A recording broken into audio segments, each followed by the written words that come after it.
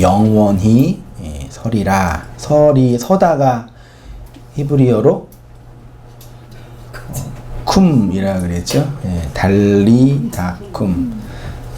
그 소녀여 일어나라 할 때 예수님이 아람어로, 히브리어랑 아람어랑 거의 비슷해요. 아람어로 선언해 주셨죠. 소녀, 주님의 신부가 될 여인을 향해서 내가 일어나야지 나의 진정한 신부가 될 수 있다라는 취지로 말씀하신 거고, 그 내용이 말씀으로 하나님의 말씀이 영원히 선다라고 하셨습니다. 오늘은 이사야 36번째 시간으로요, 영원히 서게 하는 내 안의 말씀이라는 제목으로요, 내 안의 말씀의 반대가 뭐죠? 내 밖의 말씀. 내 안의 하나님 반대가 내 밖의 하나님. 내 안의 하나님 반대가 네 안의 하나님도 되죠. 내 안의 말씀의 반대가 네 안의 말씀 되죠. 가끔 우리가 내 안의 말씀과 네 안의 말씀 가지고 얘기할 때 싸울 때가 있죠. 다른 것을 경험할 때도 있는데, 아무튼 영혼으로 서게 하는 우리 안에 있는 말씀에 대해서 한번 묵상하고 또 깊이 생각해 보면서 은혜를 다지기를 원하고요. 많이 했던 얘기이기도 하지만 또 그러함에도 불구하고 잘 모르는 말씀이기도 해요. 그래서 아직 밖에 있는 말과 안에 있는 말에 대한 정확한 진의를 내 양식으로 담고 계시지 않는 분들이 계시다면, 또 오늘 강론들을 통해서 깊이 또 경험하고 그 은혜를 양식으로 담는 시간 됐으면 좋겠습니다. 이사야는 이렇게 하나님의 말씀이 영원히 서게 된다는 교회의 현실을 선포하고 있습니다. 육체라는 풀이 마르고 육체의 영광이라는 꽃이 시들어야 하나님의 말씀이 영원히 서게 된다고 했죠. 여기 영원이라는 단어가 가지고 있는 개념을 한 번 더 정리를 하면, 시간적으로 영원히는 뭐죠? 끝이 없는 거죠. 그걸 영이라는 단어로 표현하죠. 근데 성경이 말하는 영의 개념은 시간적으로 끝이 없는 게 아니죠. 영생은 영원히 사는 거죠. 그러면 영생의 반대가 뭐예요? 그 영사죠. 그럼 영사는 뭐예요? 영원히 죽는 거잖아요. 이 말이 맞아요, 틀려요? 맞는 거예요. 그러니까 성경이 말하는 영원이라는 개념은 시간적으로 끝이 되는 개념이 아니라 존재적인 완성이라는 개념으로 이해하셔야 돼요. 제가 뭐 우스갯소리로 이순신 장군이 시간적으로는 죽으셨지만 우리 마음속에 영원히 계시잖아요. 네, 뭐 적절한 예화가 아닐, 그런 요소가 있어요. 하나님의 말씀이 영원히 우리 안에 계신다는 개념은 우리가 시간적으로 무한하게 있다라는 개념이 아니에요. 그거 개념도 포함이 되지만 우선적으로 말하는 건 존재적, 내 안에서 존재적으로 완성되는 것에 관한 말씀이란 말이죠.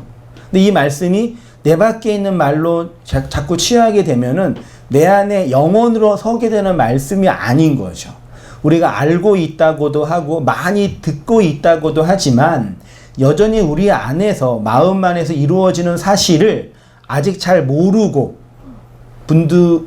있는 분들이 여전히 있으니까 다시 한번 말씀을 드리는 거예요.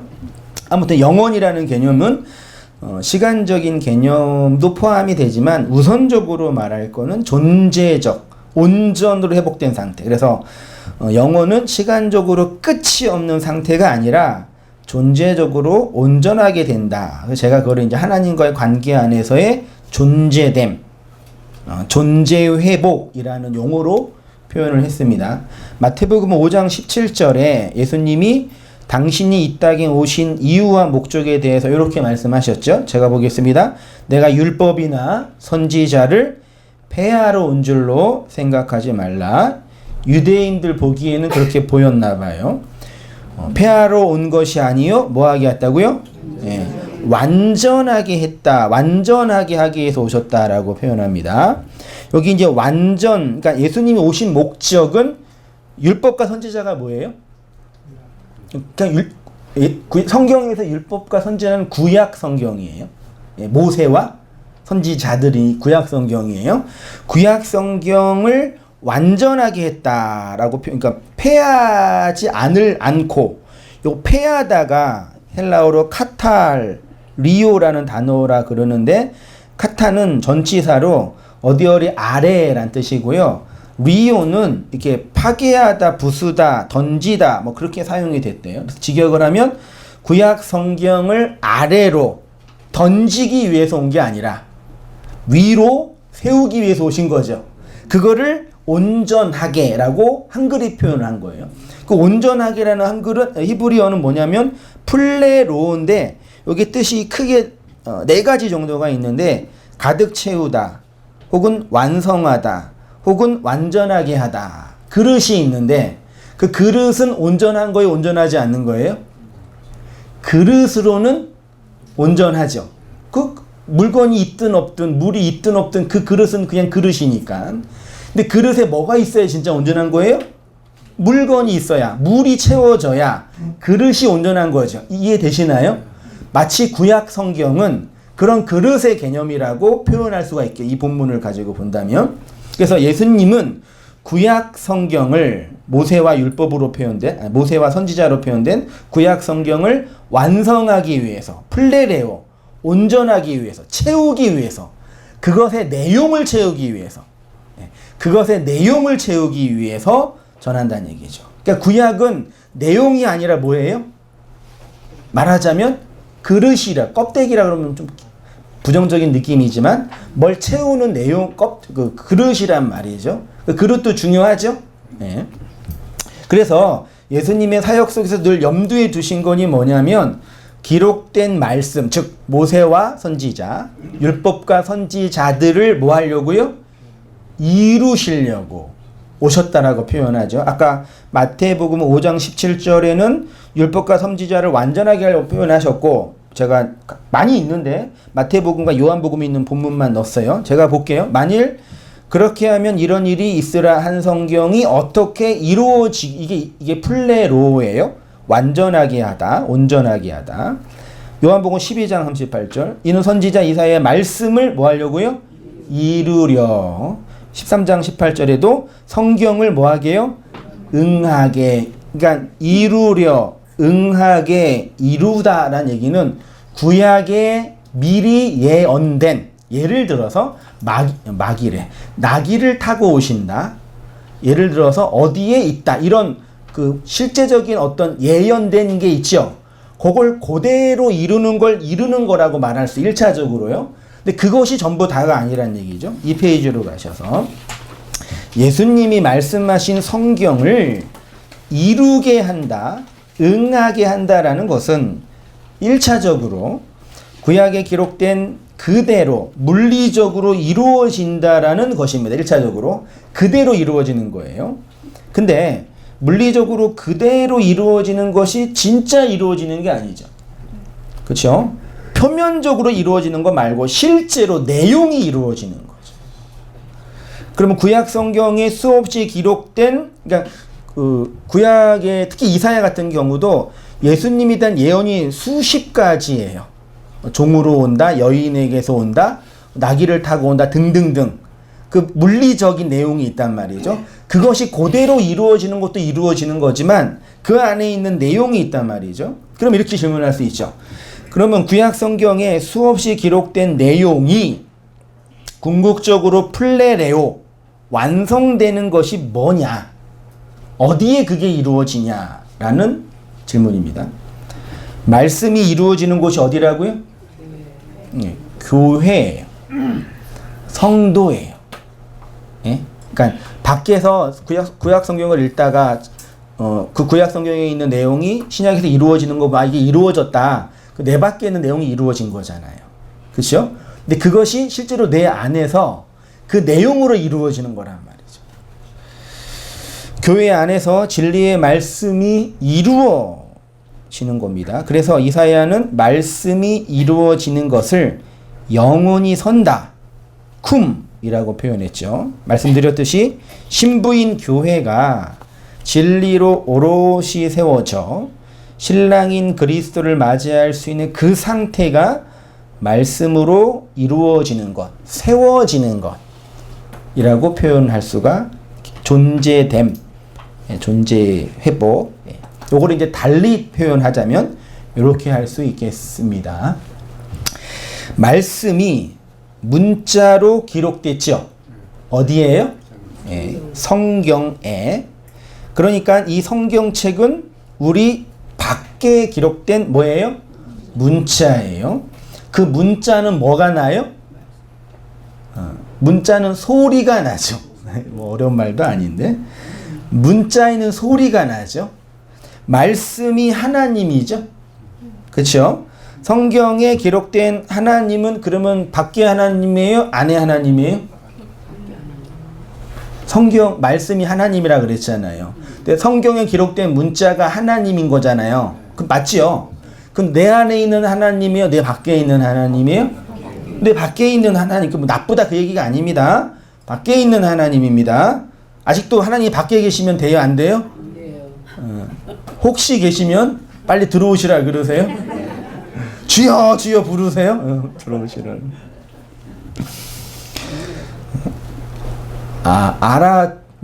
알아드신 것 같는데, 알아드시다라는 표현 적절하면, 이해한 것 같는데, 또 어느 때 이해 못한 것 같을 때가 있어서 말씀드리는 거예요. 그래서, 밖의 말씀을 우리가 아무리 열심히 우리의 본성을 가지고 읽어도, 그건 무슨 하나님 뿐이 안 돼요? 밖의 하나님 뿐이 안 된단 말이에요. 그래서 뭐 몇 번 말씀드렸지만, 이 묵시복음, 이 진리의 말씀을 이렇게 사모해가지고 종교 형식과 이 땅에서의 복과 현실적인 필요를 하나님께 구하지 않는데도 이렇게 모이잖아요. 억울하셔요?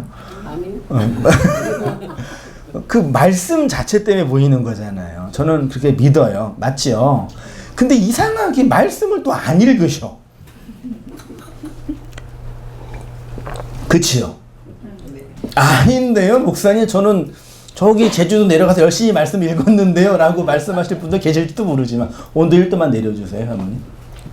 잘 안 읽어요. 저도 맨 처음에 이렇게 우리 말씀을, 저도 말씀 사모하고 다 말씀 사모하고 그 은혜를 구하려고 하는데 왜 우리 이렇게 말씀을 안 읽을까? 저는 열심히 읽습니다. 언어를 읽어요. 항상. 묵상해요. 왜 안 읽을까? 그런 고민이 항상 있었는데 우리 집사님께서 간증으로 그 얘기 하셨잖아요. 우리가 그냥 말씀을 읽으면은 열심히 읽다 보면은 열심히 읽고 계속 읽으면은 뭐 1독하고 2독하고 3독하고 이사야 계속 읽다 보면은 어떻게 된다 그러셨어요? 어떻게 표현하셨더라? 원래대로 돌아간다 그러셨나요? 되게 진짜 다 그러시나요? 그렇게 그러니까 이 말씀을 드리려고 그러는 거예요. 밖에 있는 말씀을 우리의 본성 그대로 열심히 읽고 심지어 암기하면 말씀은 겉에 있는 말씀은 하라와 하지 마라의 계명이잖아요. 그걸 계속 읽으면 어떻게 이해해요? 내가 또 뭘 해야 되고 뭘 하지 말아야 한다는 율법의 계명으로 받아서 거북함과 부담이 생긴단 말이죠.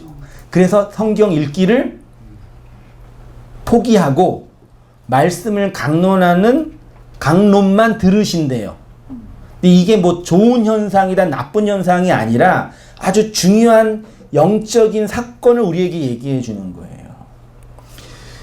그러니까 밖에 있는 말씀을 아무리 읽어도 우리의 본성과 성경에 있는 문자가 우리한테 뭘 요구한단 말이죠. 밖에 하나님으로요. 이해되시나요? 근데 또 되게 독특한 점이 있어요. 뭐 저도 그런 경험을 했지만 한번 간증처럼 한번 들어봤는데 교회 안 다니셨던 어떤 분이 이제 인생을 사시다가 교회를 좀 다녀봐야 되겠다 생각이 들었대요. 그럼 어떻게 하면 돼요? 그냥 가까운 교회에 나가면 되잖아요. 그런데 교회를 가려면 최소한 성경은 좀 알고 가야 된다는 생각이 들었대요. 신기하죠? 그래서 교회 가기 전에 최소한 1독은 하고 가자. 희한한 분이죠. 그리고 이제 그 교회를 가기 전에 성경을 혼자 집에서 열심히 읽었대요. 다 읽고 나서 어떤 생각이 들었냐면, 아, 나는 유대인이구나. 아, 나는 죽을 수밖에 없는 존재구나. 그러니까 내 밖에 어떤 절대자가 필요하네. 근데 그분이 예수님이라고 그러네. 그분이 나한테 오셔야지 내가 살 수 있구나를 깨달았대요. 이게 이상하게 보이시나요? 그래서 그걸 이제 그렇게 그 사실을 알고, 아, 나는 없고 하나님만이 있는 분이고 그분이 나를 구할 수 있다. 그걸 알고 나서 이제 교회에 가서 말씀을 들으니까 어떻게 되겠어요? 자기가 본능적으로 깨달은 것과 반대 얘기를 하는 거예요. 그래서 혼란스러운 거죠. 나는 성경을 잘 모르는 것 같고, 강단에서 말하는 목사는 성경을 많이 한 것 같고, 또 많은 성도들이 다 나보다 신앙의 선배니까 더 많이 아는 것처럼 느껴지니까 내가 좀 문제가 있다라고 생각이 한 거죠. 그래서 몇 년 동안 계속 열심히 들었대요. 근데 듣는데도 그게 아니라는 걸 알면서도 들은 거예요. 근데 이게 어떤 한 사람의 특별한 간증이 아니라 우리 안에 있는 모든 간증 아닌가요? 저도 그랬던 것 같아요. 개인적으로. 그러니까 여러분, 기존교회, 소위 말해 기존교회에 있는 많은 성도들이 그분들 중에 진리를 깨닫는 분들이 있을까요? 없을까요? 있어요. 성경을 보다가 심지어 어떤 성경 한 구절만 보더라도, 아, 나는 여기서 죽을 수밖에 없는 존재구나. 내가 가인이구나. 내가 유다구나. 내가 그렇게 그 율법으로 나를 정당했던 인간이구나를 이렇게 알아먹는단 말이에요. 정확하게 답을 못해도요. 그런 게 다 있단 말이에요. 구원은 그렇게 받는 거잖아요. 그런 거 없이 영어로 들려지는 진의로 들려지는 내용 없이 그냥 냅다 읽으면 어떻게 돼요? 밖에 하나님 율법적 계명의 조항이 되는 거예요. 그래서 영으로 해석되어지는 내용이 없이 성경을 열심히 읽고 심지어 암송하면 내 밖에 하나님으로만 섬길 수밖에 없는 거죠. 요렇게 하나님을 열심히 섬겼던 사람이 누구예요? 사람들의 대표가 누구예요? 그 유대인들이에요. 유대인들이 예수님을 십자가에 못 박았죠. 죽였죠. 왜 죽였어요? 기분 나빠서.가 아니라 예수를 죽이는 게 하나님의 뜻이다라는 종교적 신념으로 죽였단 말이에요. 하나님을 잘 섬기는 방식이 이거다라고요. 밖에 하나님은 율법의 하나님입니다. 뭐 그게 나쁘다 그 얘기가 아닙니다. 그래서 선악과 먹고 태어난 우리 밖의 말씀, 밖에 하나님을 열심히 문자와 소리로 읽으면, 소리로 들으면, 섬기면 어떻게 되겠어요? 그것을 우상숭배라고 하는 거죠. 뒤에 나중에 우상숭배 잠깐 얘기할게요. 다음 주 더 깊이 얘기할 건데, 이렇게 밖에 하나님을 형상화한 것을 우상이라고 합니다. 그 우상은 우리에게 무엇을 요구하냐면 하라와 하지 마라. 이것을 흔히 뭐라 그래요? 행위를 요구해요. 밖에 하나님은 쉽게 말해 인간의 행위를 요구하는 거죠. 그게 신으로서의 우상이죠. 그러나 진리는 하라와 하지 마라의 영역이 아니라 제 표현은 존재됨의 영역이라고 표현할게요. 그러니까 하라와 하지 마라는 내가 주체가 되어 하거나 하지 않는 거죠. 그렇죠? 그런데 은혜됨은, 존재됨은 내가 주체가 되는 게 아니라 밖에서 주어지는 거예요. 목사의 존재됨은 누가 주는 거예요? 쉽게 예를 들었잖아요. 목사라는 존재가 있다고 쳐요. 여러분이 저를 목사라고 부르잖아요. 목사라는 이 나의 존재됨은 누가 주는 거예요? 사람이, 여러분이 주는 거죠. 저는 밖에 나가면 목사가 아니라 뭐예요? 그냥 아저씨잖아요. 존재됨의 근원은 어디에 있는 거예요? 밖에서 주어지는 거예요. 요거를 신학적으로 잘 정리한 용어가 뭐예요? 그걸 칭의교리라 그러는 거예요. 밖에서 주어지는 거, 덧입혀지는 거. 은혜는 내가 만드는 거에 밖에서 주는 거예요. 밖에서 주어지는 거. 그래서 은혜라고 표현하는 거잖아요. 선물. 근데 은혜는 내가 그런 존재로 되는 것이냐 아니냐의 영역입니다. 하라와 하지 마라는 내가 주체가 되는 영역이고 존재됨의 영역은 내 밖에서 주어지는 거예요. 그래서 성경의 문자를 해석하는 소리로 영으로 들으면 그 문자의 내용이 어디예요? 마음에 이루어져요. 그 문자의 소리를 통해 마음에 기록되는 거죠. 그러면 전제가 뭐예요? 하나님은 안에 계셔요? 밖에 계셔요? 1차적으로. 밖에 계시죠? 그 밖에 계시는 하나님이 어디로 들어오셔야 돼요? 내 안으로 들어오셔야 되잖아요. 그 일을 누가 하신 거예요? 예수가 하신 거예요. 가인으로 태어난 인생이 가인으로 살 수밖에 없잖아요. 그 가인이 살 수 있는 유일한 길은 뭐예요? 자기의 땅의 아바드로 땅을 섬기는 그 존재가 땅의 수확물로 하나님께 들어가면 돼요, 안 돼요? 안 되고 자신을 대신해 죽을 아벨을 통해 셋으로 태어나는 게 구원인 거잖아요. 똑같은 얘기예요. 성경은 창세기나 계시록이나 요한복음이나 마태복음이나 다 하나의 얘기를 하고 그 하나의 얘기는 어디에 있어요? 한 절에 있고 한 절은 문자 하나에 있어요. 그래서 말씀을 이것저것 읽는 게 중요한 게 아니라 그 내용을 아는 게 중요한 거라고 우리가 본성적으로 아는 거예요. 율법적으로 있을 때는 이것저것 읽어서 암송해야 되는데 그게 뭔지 알게 되면 지금 그게 중요한 게 아닌 걸 알게 되는 거니까요. 그래서 밖에 있는 것이 안으로 들어오는 내용으로 그리스도가 이 땅에 오신 거, 죽으신 거죠. 그것을 설명하는 게 사복음서고 그 중에 대표적인 구절 몇 개만 제가 뽑았는데 요한복음 5장 36절 이하 있죠?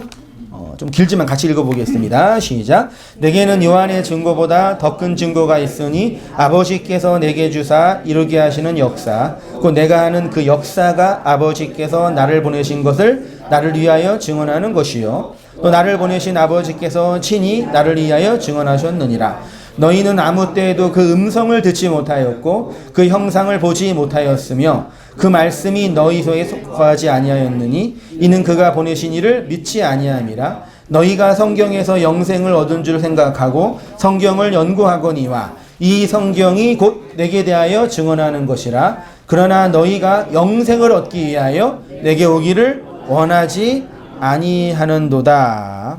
여러분 많이 듣고 알고 있는 말씀이지만 37절부터 볼게요. 다시. 너희는 아무 때에도 그 음성을 듣지 못하였고 너희는 아무 때에도 그 소리를 듣지 못하였고 유대인들을 향해서 말하는 거예요.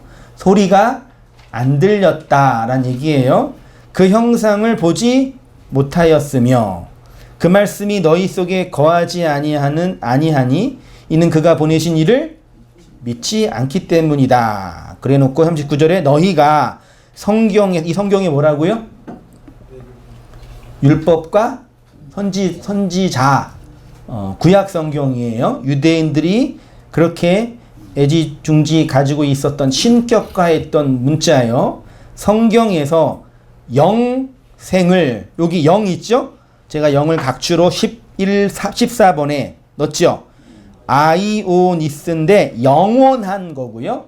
생은 뭐예요? 조예요. 그러면 직역하면 영원한 생명이에요.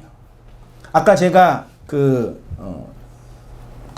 초반부에 그 영원히 성계되게 할 때 그 영원은 시간적으로 영원이 아니라 존재됨이라 그랬죠. 근데 여기는 시간적으로 영원한 생명이라 표현되어 있어요. 근데 나중에 40절에도 영생이 있거든요. 다음 장에. 그렇죠? 각주 17번이죠. 이건 그냥 조예예요. 조예는 뜻이 뭐라고요? 생명이에요. 그러니까 같은 한글인데 39절의 영생은 아이오니스 조예고 40절의 영생은 그냥 조예예요. 그러니까 생명 자체는 그냥 생명이에요.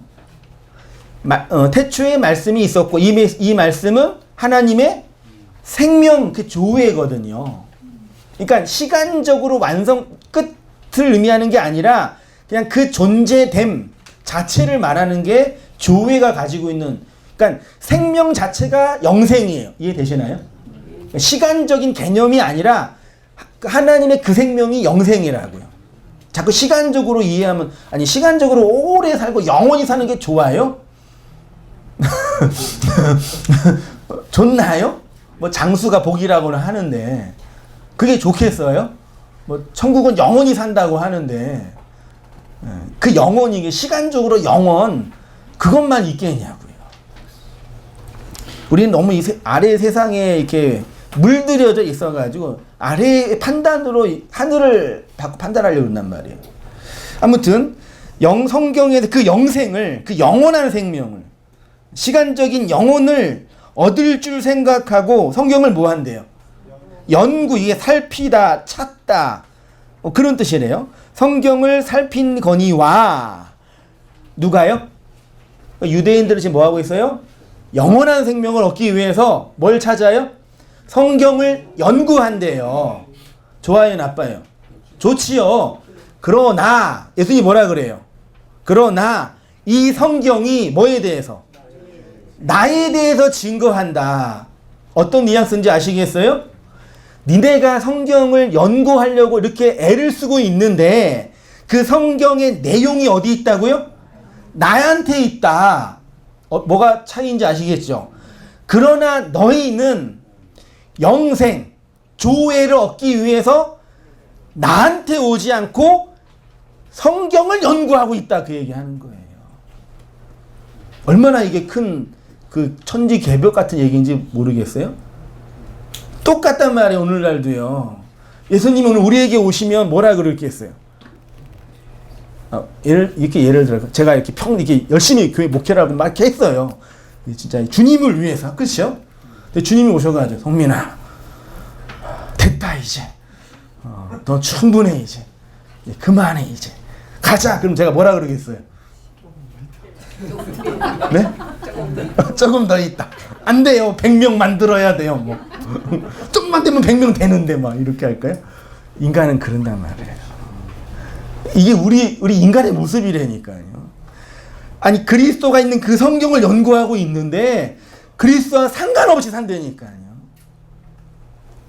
예수님 2000년 전에 이 유대인들의 모습이 똑같아요. 그래서 우리는 다 유대인들이에요. 종교적으로 유대인들이라는 게, 존재적으로 유대교에 심취하고 있는 인생들이에요. 3페이지입니다. 그 얘기 다시 정리해보면, 유대교도들의 종교적 열심은 엄청났습니다. 이런 배경 속에서 너희가 성경을 연구하고 살펴보고 있다고 했습니다. 그런데 그렇게 열심과 열정으로 기록된 책인 성경을 연구하면서도 그 안에 있는 예수 그리스도를 못 보는 거죠. 그러니까 예수님이 얼마나 속이 터지겠어요. 그게 나를 설명하는 건데. 요즘에 그 전자제품이 너무 좋잖아요. 예를 들어서 뭐 텔레비전도 막 수백만 원짜리가 있잖아요. 그걸 보려면 이제 매뉴얼을 봐야 되잖아요. 사가지고 매뉴얼만 열심히 보고 있는 거예요. TV가 앞에 있는데. 진짜 웃기는 일이죠? 우리가 그러고 있다면 사람들이에요. 예수님 오셔가지고 매뉴얼만 보면서 야 그거 나야, 그러니까 잠깐만요, 이거 봐야 돼요. 잠깐만 좀 이따 오시라니까요. 이거 보내니까. 그리고 이제 이거 연구하면서 이거 했다고 자랑하고 있는 꼴이니까. 그렇게 열심히 성경을 연구하는 유대인들을 향해서 그러나 너희가 영생을 얻기 위해서 내게 오지 않았다라고 표현합니다. 예수님을 증언하는 성경을 열심히 연구하고 있는데 영으로 오시는 그리스도를 보지 못하는 거죠. 왜 그러할까요? 지금도 여전히 많은 사람들은 왜 이렇게 성경을 연구하고 있을까요? 열심히 종교생활을 하고 있을까요? 밖에서 들리는 1000마디의 방언보다 안에서 들리는 한마디의 예언이 그리스도를 보게 하죠. 그래서 강론되는 성경 말씀을 듣는 시간과 양도 중요합니다. 그러나 그것보다 더 중요한 것은 그 말씀이 내 마음에 들리느냐, 혹은 그 말씀이 내 마음이 되냐의 문제죠. 그러니까 늘 느끼는 거지만 하나님의 말씀은 언제나 내 마음으로, 영으로 들을 수 있다고 생각하는 것 자체가 교만이겠죠. 그것은 인간의 행위의 영역이 아니라 하나님의 은혜의 영역이기 때문입니다. 우리가 노력을 하고 힘을 써야는 하겠지만 그렇게 한다고 될 건 아니죠. 노력은 해야 되겠지만 내가 노력한다고 되는 건 아니잖아요. 그렇다고 안 한다고 안 할 수 있는 것도 아니잖아요. 이 오묘한 신비를 여러분은 다 이해하고 있으시죠? 한번 생각해 보십시오. 우리가 어떻게 구원을 받았습니까? 내가 그것을 하라와 하지 마라로 받아서 선택해서 구원받은 건가요? 아다마 아바드, 그러니까 땅의 노예로 살고 있는 사람은 이 땅의 인과율의 법칙 안에서 자유로울 수가 없습니다. 그러나 그에게 더 절망적인 것은 그러하기 때문에 하늘에서 떨어지는 은혜의 법칙을 받아들일 수가 없는 거죠. 성경은 땅의 노예로 살고 있는 가인의 모습을, 인류의 모습을 대표하여 가인을 예로 들어요. 창세기 4장 5절 이하 있죠? 같이 읽어보겠습니다. 시작. 가인과 그 재물을 받지 아니하신지라 이르시되 내가 분하여함은 어찌 됨이며 안색이 변함은 어찌 됨이냐. 내가 선을 행하면 어찌 낯을 들지 못하겠느냐. 선을 행하지 아니하면 제가 문에 엎드려 있느니라. 제가 너희를 원하나 너는 죄를 가인의 재물을 받지 아니한 하나님을 향해서 가인은 몹시 분하여 안색이 변했다고 합니다. 감정적으로 기분이 나빠서 얼굴이 울그락불그락 되었다는 것이 아니지요. 여기 안색으로 번역된 단어가 히브리어로 뭐라고요? 여기 파님이라는 단어인데, 파님은 다 아시죠? 얼굴인데 얼굴의 내용이 뭐냐면 나타나지 않는 것이 외적으로 드러나는 게 얼굴이에요. 그래서 이 파님이라는 단어가 창세기 1장에 수면과 지면 있죠. 땅의 면, 물의 면 있죠. 그 면이 파님으로 번역이 된 거예요. 땅과 하늘이 만나는 그 지점 있죠. 그게 지면이잖아요. 땅 아래에 있는 내용이 드러나는 그 면, 그게 뭐라고요? 히브리어로요? 파님이에요. 그게 우리는 얼굴로 표현한 거예요. 그럼 우리의 얼굴은 뭐예요? 땅에 있는 우리의 존재가 드러나여 보이는 것이죠. 아다마 아바드, 땅을 섬기는 존재, 땅에 갇혀 있잖아요, 우리가요. 뭐 좋은 의미든 나쁜 의미든 땅 없이 못 살잖아요. 그 존재가 하늘을 맞닿는 그 면이 어디라고요? 면상. 네, 면상. 그걸 파님이라고 표현한 거예요. 그래서 얼굴이 순 우리나라 말로 얼꼴이잖아요. 얼이라는 내면에 보이지 않는 것이 꼴하지요? 모양으로 이렇게 드러난 거. 그게 파님이고, 그 하나님이 얼굴을 봤다는 얘기는 뭐예요? 보이지 않는 하나님이 그 속이 면으로 드러났다는 얘기가 성경에 기록되어 있는 거예요.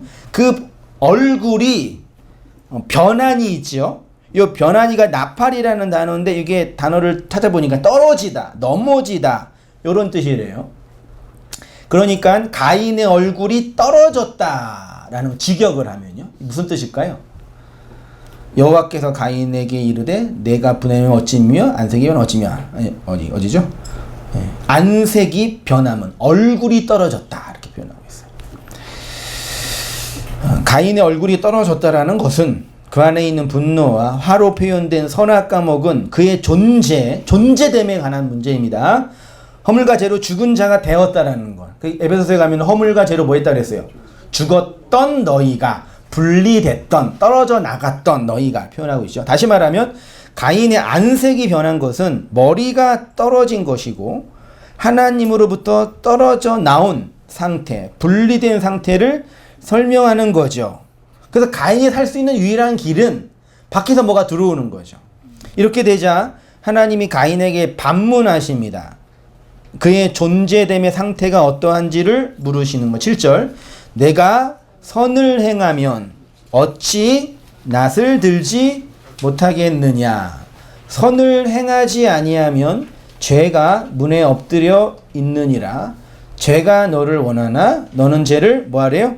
다스릴지니라. 일단 하나님이 가인에게 뭐 하나 요구하죠. 뭐라고요? 너가 선을 행하여야 한다.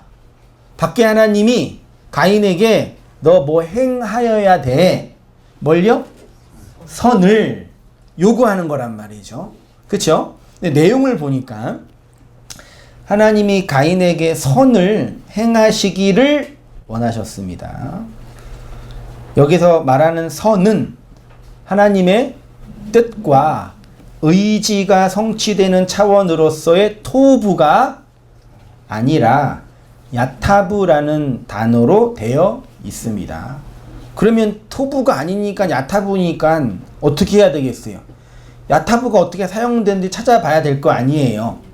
야타부가 성경에서 여러 가지 뜻도 번역이 됐는데 대표적으로 번역된 게 은혜 받음이라는 단어로 표현이 됐어요.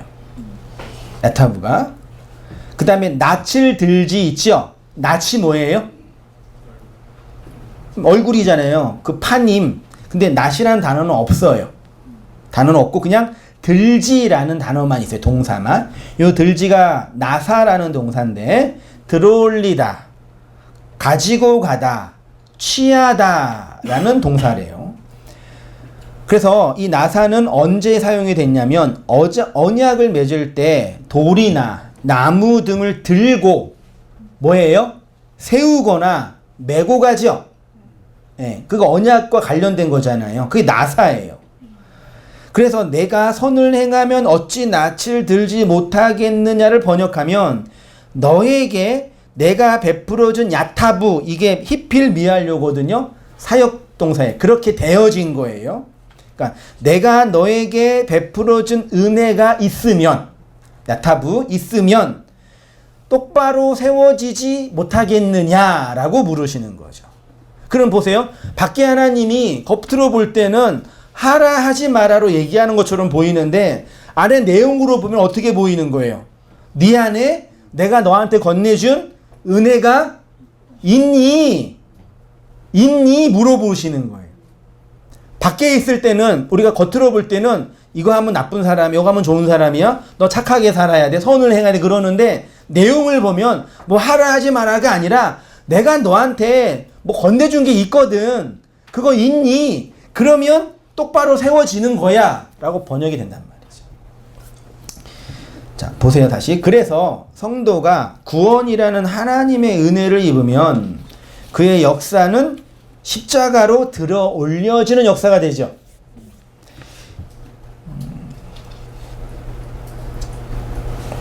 이는 또한 하나님과 십자가로 체결되어 딱 달라붙어 있는 연합으로 한 몸 되는 것을 상징합니다. 언약이라는 말 자체가 말로 뭐 하는 거예요? 약, 묶이는 거예요. 말은 말씀이고 말씀은 육신 대신 예수니까 그분이 죽어서 영으로 건네주신 그리스도의 머리 되심이니까 가인에게는 십자가로 세워진 들려진 은혜 받음의 현실이 없다. 그러니까 성경을 읽고 그분이 나 죽었구나 라고 자각하는 거예요. 밖에 있는 성령이 깨닫게 해주시니까 간단하잖아요. 그러니까 성경 전체 66권이 한 권이잖아요. 어디를 읽든지 그 안에 있는 복음의 내용을 진술하는 얘기가 들려지면 내가 어떤 존재인지 드러나게 된단 말이에요. 그러니까 가인에게는 십자가로 세워진 은혜 받은 현실이 없다. 그래서 가인이 나중에 어디 가요? 어디로 이사 가요? 노 땅으로 간단 말이에요. 노 땅이 뜻이 뭐예요? 유리하다, 방황하다예요. 예수님이 무리를 보시고 뭐라 그랬어요? 목자 없는 양같이 유리하고 방황하니 그랬잖아요. 가인이 그런 존재예요. 밖에서 뱅뱅 돌고 있는 모습이란 말이죠. 그래서 그가 살 수 있는 유일한 길은 아벨의 죽음을 통해 그리스도의 죽음을 통하여 셋으로 거듭나는 것 외에는 소망이 없는 거죠. 그래서 예수님이 자신이 죽어서, 그래서 이제 우리에게 필요한 거는 밖에 있는 하나님이 안으로 들어오는 게 필요하겠죠? 논리적으로. 그러면 이제 그 전제가 뭐예요? 하나님이 그리스도로, 예수로 죽어서 우리 안에 그리스도로 들어오는 구원의 경험이 나타나야죠. 역사 속에 나타나고 우리의 실제 생활 속에서요.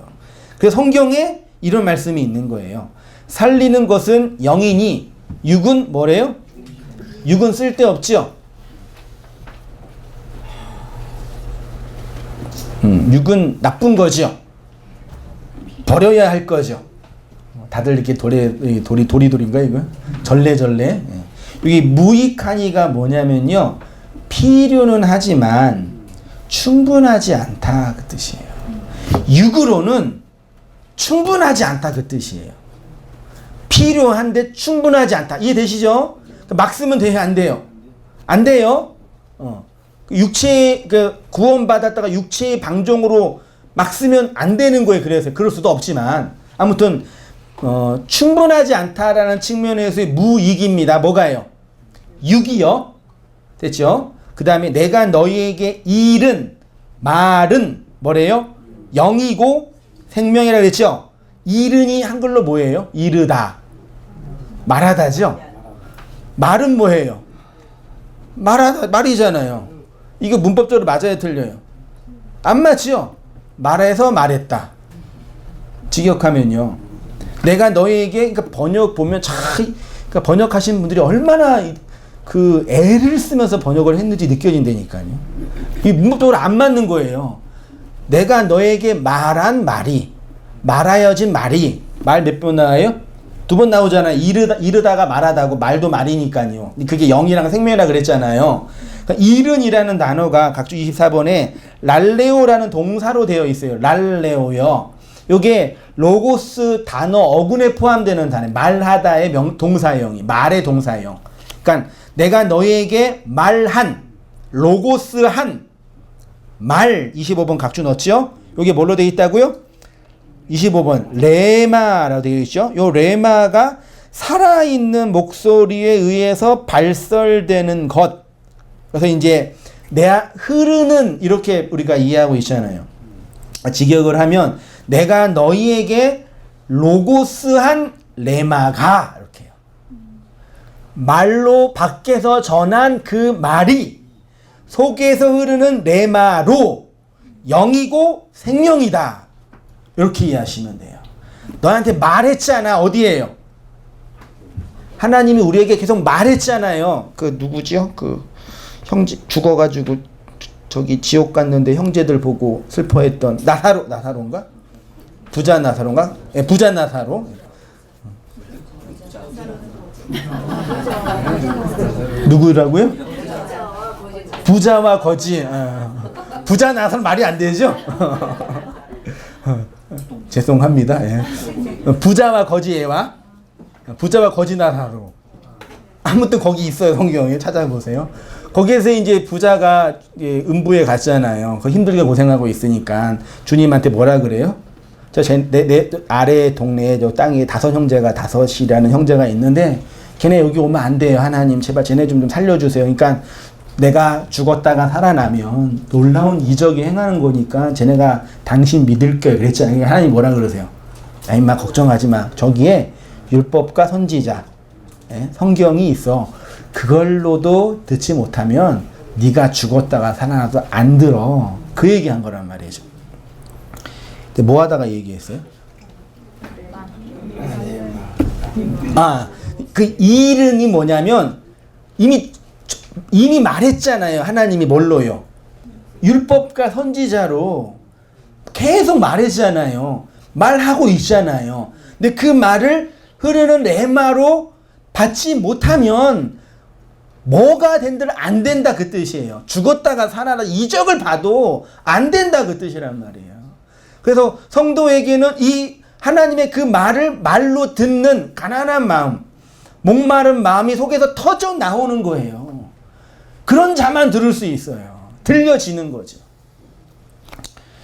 이른 말이, 말한 말이, 로고스로 전한 레마가 그게 뭐라고요? 영이고 생명이. 그래서 밖에서 이미 전한 그 율법과 선지자가 반드시 뭐예요?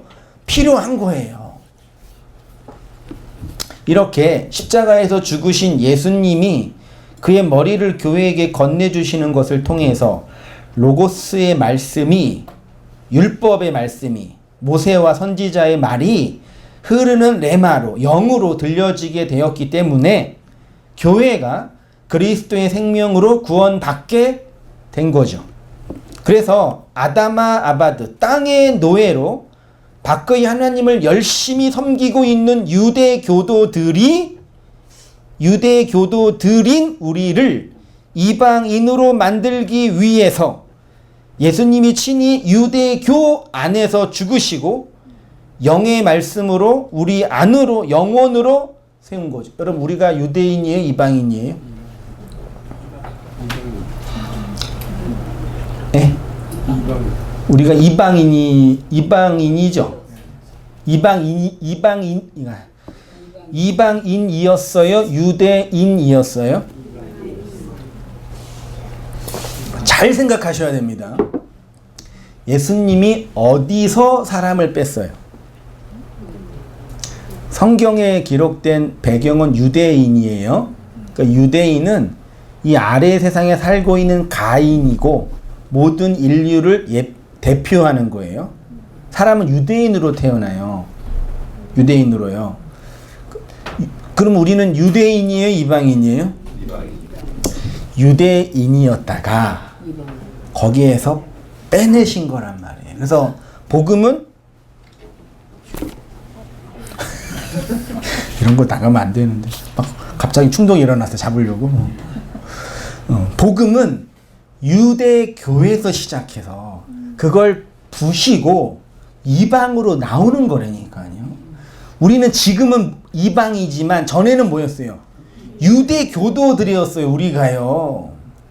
밖에 하나님을 상으로 열심히 섬기는 유대인이었다고요. 그래서 바울이 로마서에는 표면적 유대인과 이면적 유대인, 표면적 이방인과 이면적 이방인으로 구분하여 설명하는, 그러니까 바울이 유대인에서 이방인의 사도가 됐잖아요. 그러니까 그런 측면으로 이해하면 된단 말이죠. 복음은 유대인에서 이방인으로 흘러가는 거죠. 유대인인 내가 이방인이 되는 거죠. 그래서 예수님이 이 땅에 오셔서 유대교를 부셨잖아요.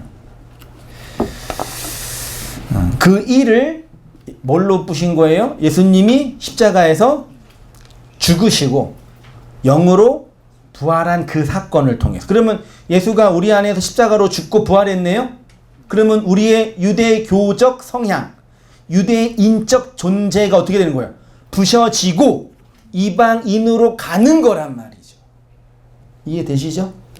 누가복음 24장 25절 이하 같이 읽어보겠습니다. 시작.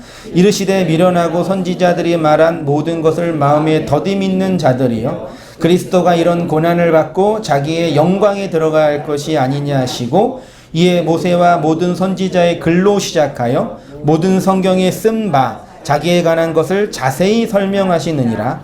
그들이 가는 마을에 가까이 가매 예수는 더 가려하는 것 같이 하시니, 그들이 강권하여 이르되 우리와 함께 유하사이다. 때가 저물어 가고 날이 이미 기울었나이다 하니, 이에 그들과 함께 유하로 들어가시니라. 그들과 함께 음식 잡수실 때에 떡을 가지사 축사하시고 떼어 그들에게 주시더니, 그들의 눈이 밝아져 그인 줄 알아보더니 예수는 그들에게 보이지 아니하신지라. 그들이 서로 말하되 길에서 우리에게 말씀하시고 우리에게 성경을 풀어주실 때에 우리 속에서 마음이 뜨겁지 아니하더냐 하고. 뭘 풀어주실 때요?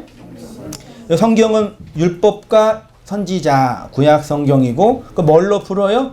구약 성경에 예언된 그리스도를, 예수를 풀어내는 거죠.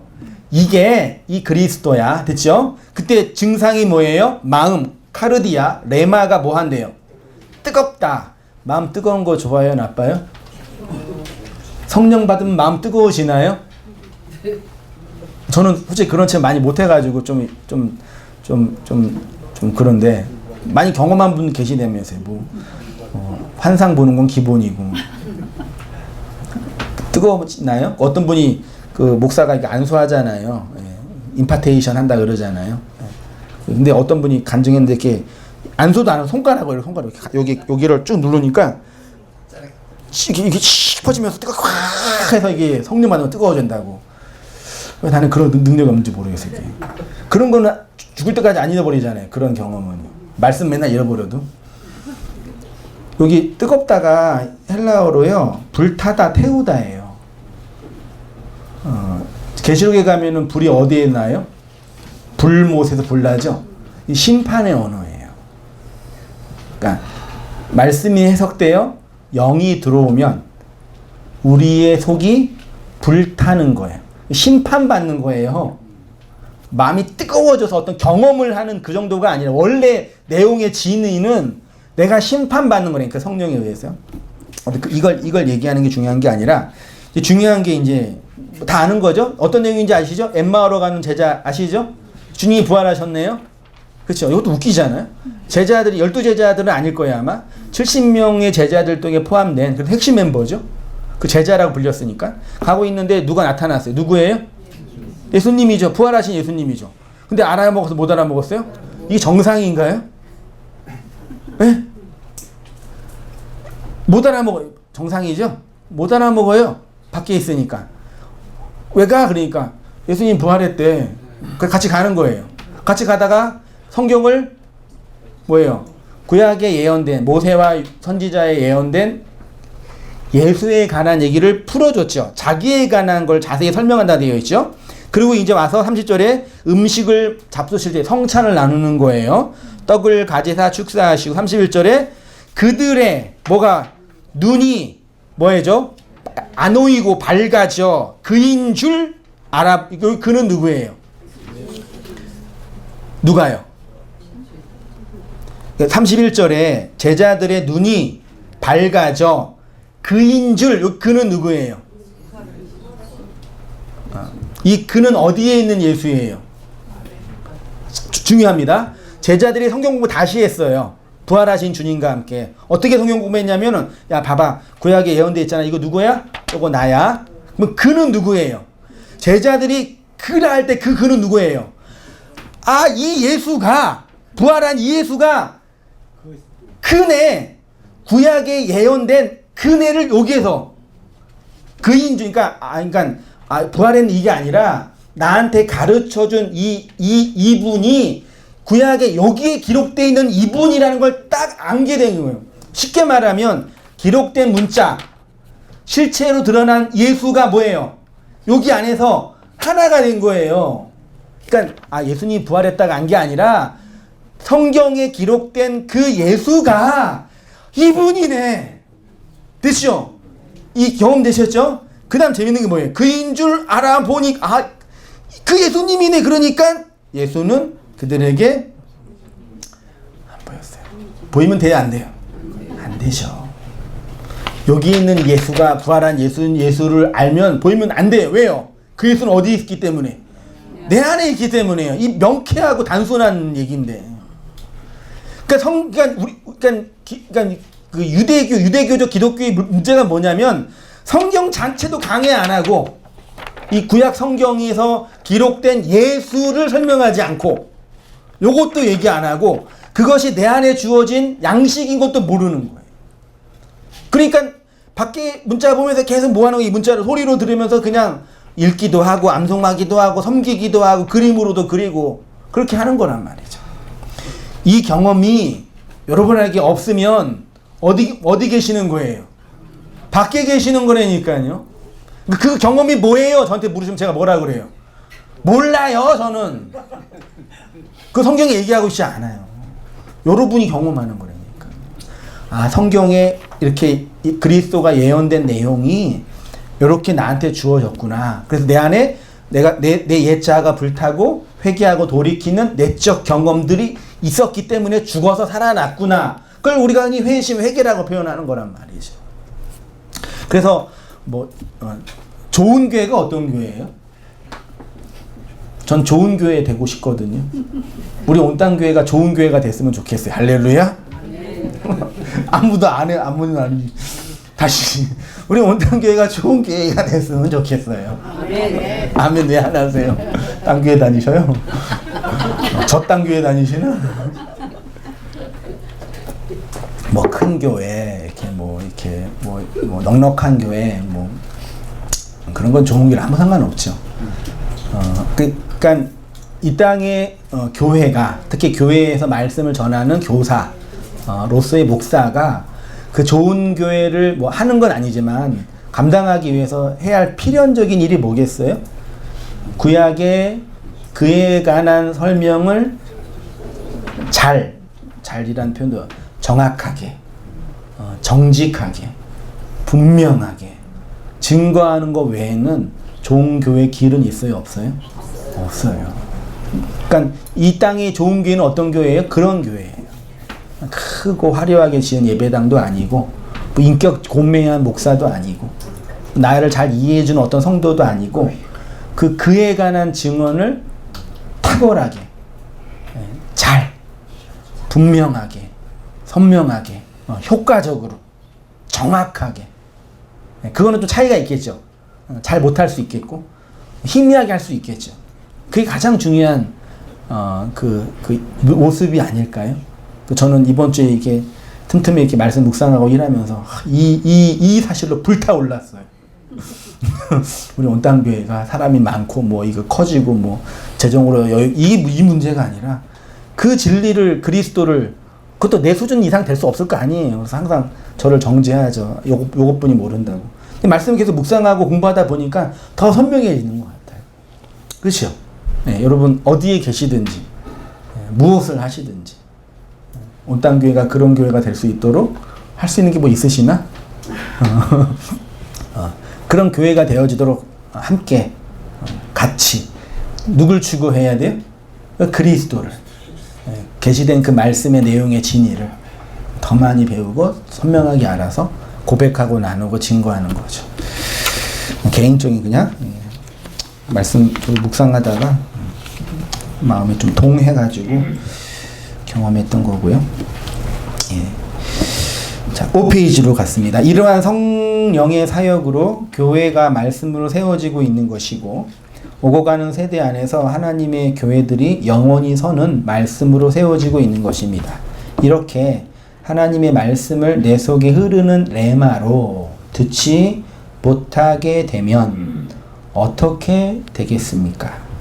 하나님의 말씀이 영원히 서게 되는 언약이 되지 않으면 어떻게 될까요? 그 말씀을 뭘로 만든다고요? 형상을 만들어 우상으로 섬기게 되죠. 그래서 이 역사 안에서 하나님이 심판하시는 죄는 뭐뿐이 없어요? 1계명은 나 외에는 다른 신을 내 앞에 두지 말라 그랬죠. 1, 2 쭉 들어가죠. 나를 다른 신으로 만들지 마. 그래 쭉 나가다가 10계명이 10번째 계명이 뭐예요? 탐내지 말라잖아요. 그치요? 탐내지 말라. 근데 탐심과 탐내는 건 뭐라 그랬어요, 바울이? 탐심은 우상숭배니까. 놀랍지 않나요? 다시 1계명으로 돌아가잖아요.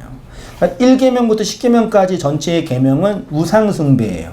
그러니까 하나님이 용서하지 못하는 죄, 표현이 그렇지만 성령이 사하심을 얻지 못하는 죄는 뭐뿐이 없어요? 우상숭배뿐이 없어요. 다른 죄는 하나님이 다 용서하세요. 이것도 곡해하시면 안 됩니다. 그러니까 하나님이 용서 못하는 죄는 그래서 우상숭배에 계속 돌이키게 하시는 거죠. 아무튼 우상숭배가 있잖아요. 우상이라는 단어가 한자도 우자 있죠. 우자. 여기 맨 앞에 사람 인변이 있죠. 그쵸? 그 다음 옆에 있는 게 이게 무슨 우자냐면은 원숭이 우자래요. 사람 인변 옆에 있는 있잖아요. 우자가 그러니까 이 우자의 뜻이 짝, 배필, 허수아비란 뜻인데 문자의 내용을 살펴보면 형성 과정을 보면 사람 인변에 원숭이가 있는 그러니까 사람 옆에 누가 있는 거예요? 원숭이가 어떤 동물이에요? 사람과 가장 유사한 유인원이라 그러잖아요. 그게 뭐라고요? 짝이야. 우상이라고요. 사람과 비스무리한 걸 두는 거. 하나님과 비스무리한 걸 두는 거. 그게 우상이에요. 그게 짝. 그 하나님 우리한테 사실 우상으로 오긴 하지만 근데 이 우상이란 단어가 히브리어 성경을 찾아보니까 15개 정도로 사용이 됐어요. 많이 있더라고요. 대표적인 단어가 아차브라는 단어로 우상이라고 번역을 했는데 이 아차브의 동사형이 그 소리는 똑같아요. 아차브인데 요게 어떻게 사용되냐면 말을 곡해하다로 번역이 됐어요. 시편 56편 5절 있죠? 같이 보겠습니다. 시작. 그들이 종일 내 말을 곡해하며 나를 치는 그들의 모든 생각은 사악이라 그랬죠. 요거 시인이 고백하는 거죠. 요 시인을 하나님으로 치환을 해볼게요. 한번 시인을 하나님이라고 치환해요. 그러면 그들이 하나님이 지금 고백하는 거예요. 걔네들이 종일 내 말을 뭐 한대요? 곡해하며 우상으로 만들며 예요. 말을 곡해한다는 얘기는 뭐냐면 조각조각 내서 나한테 필요한 것으로 만든다. 그걸 곡해해요. 만들어. 그러니까 하나님이 주신 말을 조각조각 내서 곡해하여 만들었어요. 그러면 그 말 때문에 누가 피해를 보는 거예요? 그 말을 주신 하나님이 피해를 보잖아요. 그거를 나를 치는 그들의 모든 생각 뭐라고요? 악이래요. 여기 치다가 때리는 거잖아요. 근데 언어를 보니까 알이라는 전치사예요. 어디를 향해 어디를 넘어 그 뜻이에요. 직역을 하면 그들이 내 말을 조각조각 내서 나를 넘어 있는 나를 반대편으로 있는 모든 것이 악이다 그러는 거죠. 그럼 잘 보세요. 하나님이 우리한테 당신의 진리를 건네주려면 우리한테 오셔야 되잖아요. 그럼 내 밖에 있는 하나님이죠. 마주보고 있죠. 그걸 뭐라 그런다고요? 반대편에 있잖아요. 그걸 우상이라 그런다고요. 그러니까 하나님처럼 우리한테 뭘로 보여주세요? 우상으로 보여주는 거예요. 근데 그 우상이 파괴돼서 내용으로 들어오는 게 성령의 내주라고 하는 거죠. 근데 그 우상이 파괴될 때 누가 죽는 거예요? 하나님이 죽지만 또 누가 죽는 거예요? 서로 죽는 거잖아요. 너도 죽고 나도 죽고 내가 그리스도 안에 그리스도가 내 안에 내가 우상으로 형상화한 이 땅에 살아온 나의 존재의 그 모든 것이 우상과 함께 죽는 경험을 하네. 그 우상이 죽으면 돼요? 안 돼요? 일반 사람들은. 안 된단 말이에요. 우상 파괴는 내가 죽는 거니까. 근데 우상의 죽음 속에 내가 죽어서 그 내용이 내 안에 들어와 말씀이 내주하는 게 성령의 내주. 그 말이 내가 너에게 이르는 로고스가 레마로 영이고 생명이라고 한 거죠.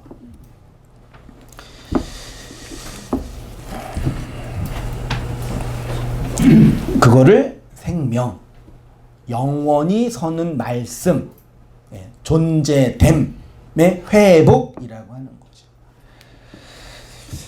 하나님이 시인을 통해 말씀하십니다. 곡해하며가 형상을 만들다 란 뜻인데 밖에 있는 말씀을 땅에서 필요한 것으로 조작하여 만든다는 거죠. 다 말씀으로 조작하죠. 치느는 때리다가 아니라 전치사 알로 어디에입니다. 그러니까 하나님이 주신 말을 조작할 형상을 만들어 하나님에게로 향하는 모든 생각이 뭐라고요? 그 선지서 계속 읽어보세요. 하나님께 가고 있는 이스라엘 향해서 왜 나한테 악을 행하고 있니? 계속 왜 우상숭배하는 계속 얘기하는. 그러니까 선지자들이 지적한 죄는 사실 우상숭배뿐이 없는 거죠. 이것이 하나님이 주신 선을 악으로 갚는 거죠. 하나님 우리한테 선으로 오셨는데 그거를 자기 욕망으로 차용하는 거. 흔히 기독교의 황금률이라고 하는 게 있죠. 남에게 대접을 받고 싶은 대로 남을 대접하라. 이것이 율법과 선지자래요. 그러니까 단순히 그냥 사람한테 좋은 대접 받으려고 뭐 준다 이런 개념이 아니라 하나님을 뭘로 대접하냐? 그렇죠? 우상으로 대접하냐? 그러면 그 하나님 날 뭘로 대접해요? 우상으로 대접하고 진리로 대접하면 내 안에 양식과 연합으로 주어지는 거죠. 네, 대접을 받고 싶은 대로 남을 대접하라고 하는 것인데 이것도 우리가 하나님을 어떻게 이해하고 대접하느냐에 따라 그 하나님의 대접을 받게 된다는 말씀입니다. 하나님을 내 밖의 우상으로 섬기면 하나님으로부터 우상의 대접을 받고 내 안의 진리로 연합하면 그 연합의 대접, 즉 열매, 아들을 낳는 열매로 우뚝 서는 거죠. 모세와 선지자들이 우리에게 계속 말하고 있죠. 그 말이 뭔지 다 알아드신 거죠? 맛있게 드신 거죠? 그래서 서신서들은 그 언약을 힘써 지키라, 힘쓰라 그렇게 표현하는 거예요. 너한테 준 그거를 힘써 지켜라 이렇게 표현한 거예요. 그 말씀 그리스도를 우리는 어떻게 대접하고 있습니까? 내 안에 영으로 오신 하나님을 진리로 대접하여 영원으로 서게 되는 우리들의 삶이 되기를 기도합니다. 각서를 하면 시간 됐지만 이렇게 금요일도 잠깐 나누었는데 옛날 율법적인 틀에 있었을 때는 밖에 하나님을 섬기면 그것으로 내가 열심히 노력하고 애쓰면 되는 줄 알았거든요. 저도 많이 간증했지만 목회자가 하나님을 위해서 열심히 개척을 하면 하나님께서 목회자뿐만 아니라 목회자의 가정도 책임져 주시는 거죠. 라고 그런 생각의 신념이 있었으니까 미친 짓을 한 거죠. 진짜 바보 같은 짓은 아니에요. 그런 과정인 거니까. 하나님이 알게 하는 거죠. 그렇게요. 안 했었으면 몰랐으니까. 근데 어느 순간 말씀을 공부하고 현실의 그 악을 경험하고 고난을 겪으면서 이렇게 하다가는 진짜 죽겠구나. 내가 죽는 건 괜찮은데 내 가족이 죽겠구나. 가족이 죽는 건 괜찮죠. 심지어 이러다가 가족이 파괴될 수 있겠구나. 완전히 망가질 수 있겠구나는 그 두려움이 확 몰려왔어요. 근데 왜 그런 거죠, 제가? 믿음이 없어서 그런 거예요? 믿음이 없어서 그런 게 아니라 실체를 본 거예요. 내 실체, 하나님 실체, 세상의 실체. 그래서 어떤 분은 이렇게 실체를 보면서 무서워하고 두려워하면서 다시 율법으로 도망가는 분들이 계셔요.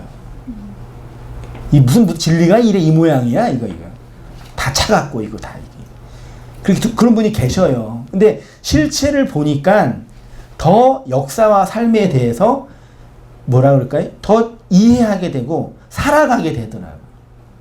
근데 그게 하나님 때 내가 소외당하고 버려짐을 당한 게 아니라 이 역사 안에 날 진짜 이렇게 돌보고 계시는 날 더 경험하게 된다니까요. 제가 왜 이런 말씀 드리는지 아시겠죠? 묵시복음을 잘못 이해해서 왜곡된 극단에 가신 분들을 향한 염려예요. 하나님이 그러면 내가 이 땅에 돈의 어려움, 건강의 어려움 다 이렇게 안 해결해 주고 그러면 날 간두는 거야. 그러면 우리가 예수님 예비다 이렇게 반문할 수 있잖아요. 그렇지 마시라고요. 그 과정들을 통해서 이전과 다른 과정으로 우리들을 인도하고 붙잡아 주시는 하나님의 그 보이지 않는 어마어마한 손길들을 늘 경험하는 거죠. 힘들죠, 물론. 힘들고, 지치기도 하고, 어렵기도 하죠. 그치만 뭐가 있어요, 우리 안에? 우리 안에 주어진 뭐가 있어요? 말씀이 있잖아요. 영으로 주어진, 생명으로 주어진 말씀이에요. 그래서 그 말씀 꼭 붙잡고, 가게 되는 거잖아요. 그래서 말씀 듣는 거잖아요. 그렇죠? 말씀 나누는 거고. 그래서 교회가 있는 거고. 진리를 전하는 거고요. 그렇게 인내하시면서 은혜로 살아가는 모든 성도님 되시기를 축원드립니다. 박수까지 잠깐 기도할게요. 하나님 아버지, 우리 안에 넣어준 하나님의 은혜를 함께 나누고 발견하고 열리게 하시니 감사합니다. 주신 내용들을 잘 약속과 내용으로 담아서 하나님의 은혜의 그 능력과 사랑 안에서 살아가는 저희 모든 삶들 되어지도록 인도해 주시고 아담마 아바드로 땅의 노예로 땅에 매여 살고 있는 저희이지만 하늘에서 떨어지는 그 말씀과 은혜의 현실을 붙잡고 율법과 선지자가 말한 그 그리스도의 양식과 은혜로 오롯이 살아가는 저희 모든 삶들 되어지도록 아버지 인도하여 주시옵소서. 감사드리며 예수님의 이름으로 기도합니다. 아멘.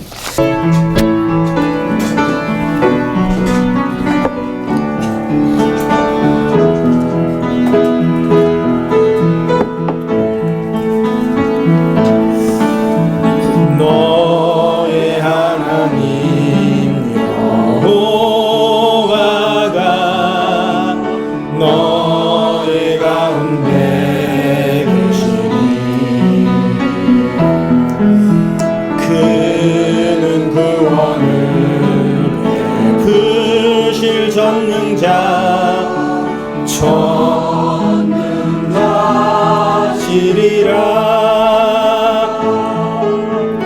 그가 너로 인하여 기쁨을 이기지 못하시며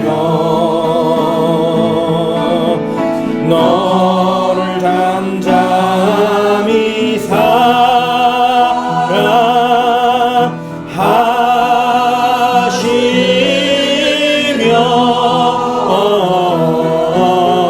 즐거이 부르며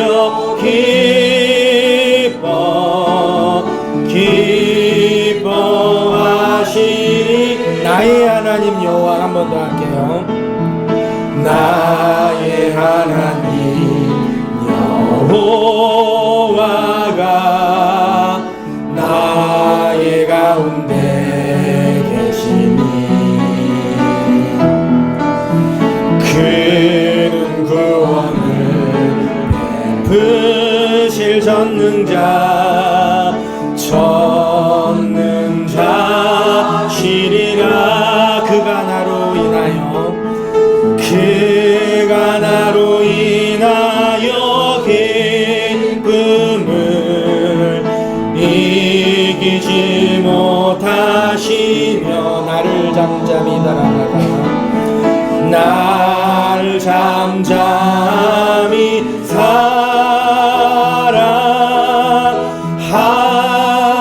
사랑하시며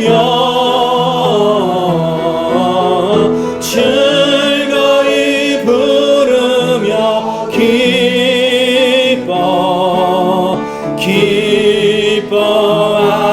즐거이 부르며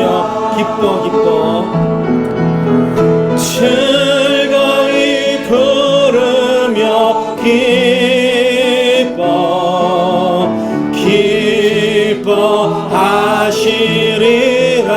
기뻐하시리라. 이제는 우리 주 예수 그리스도의 은혜와 하나님 아버지의 크신 사랑과 성령의 교통하심이 우리 사랑하는 모든 성도님들의 삶 속에 지금부터 영원까지 함께 있을지어다. 아멘.